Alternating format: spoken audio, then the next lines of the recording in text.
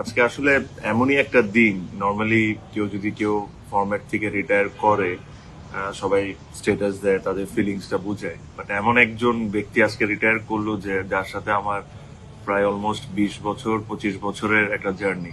তো একটা স্ট্যাটাসে আসলে আমি এটা মানুষকে বুঝাতে পারতাম না যে আমার ফিলিংসটা তার প্রতি কি, বা আমার এখন কি কেমন মনে হচ্ছে।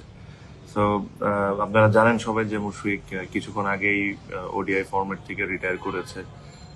মুশফিকরা আমি এতটুকুই বলতে চাই যে দোস্ত, তোর সাথে আমার খেলা শুরু আন্ডার 15 লেভেল থেকে, and I have seen you grow step by step. আমি তোকে দেখছি যে তুই একটা নর্মাল ব্যাটসম্যান থেকে একটা বাংলাদেশের one of the best batsman হয়ে কেমনে হইছস। অনেক মানুষ হয়তোবা আপনারা ওর হার্ডওয়ার্কটা দেখার সুযোগ হয় নাই, যেহেতু আমরা ওদের সাথে একসাথে খেলি। আমি দেখেছি যে একটা ছেলে কতটা কষ্ট করতে পারে, মানে একটা মানুষের পক্ষে যতটা কষ্ট করা সম্ভব আমার কাছে মনে হয় যে সে সবই করেছে, এখনো করে যায়। আমরা এটা নিয়ে অনেক সময় হাসাহাসিও করি যে একটা মানুষ এত কষ্ট করে কেন, বাট তার ডেডিকেশন, তার খেলার প্রতি ভালোবাসা, ইট ইজ ইমেন্স। এটা আমি কথায় কোনোদিন কাউকে বুঝাতে পারবো না। বাট আজকে ও খেলা ছেড়ে দেওয়া ওর জন্য এটা কত কষ্টকর, আমি যেহেতু ওর খুব কাছের একজন ফ্রেন্ড, আমি এই জিনিসটা ফিল করতে পারি যে it is so hard for him.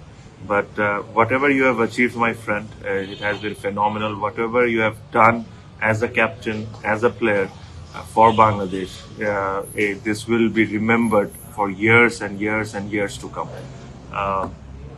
এখনো তুই একটা ফরম্যাট খেলবি, test format, and I really hope and pray that you do well and you at least play the 100 test, যেটা বাংলাদেশে এখন পর্যন্ত কোনো ক্রিকেটার খেলে নাই। সো আমি এটা আশা করবো যদি 100তম টেস্ট অবশ্যই খেলবি। আর এটাই আমি actually very emotional at the moment. I can feel what you can feel, but Bangladesh will miss you. This is for sure. Whatever you have done for the country, this will be remembered for number of years to come. And I'm fortunate enough to play in DPL with you, so I'll have some more time to share. But thank you very much for everything, Mushfiq.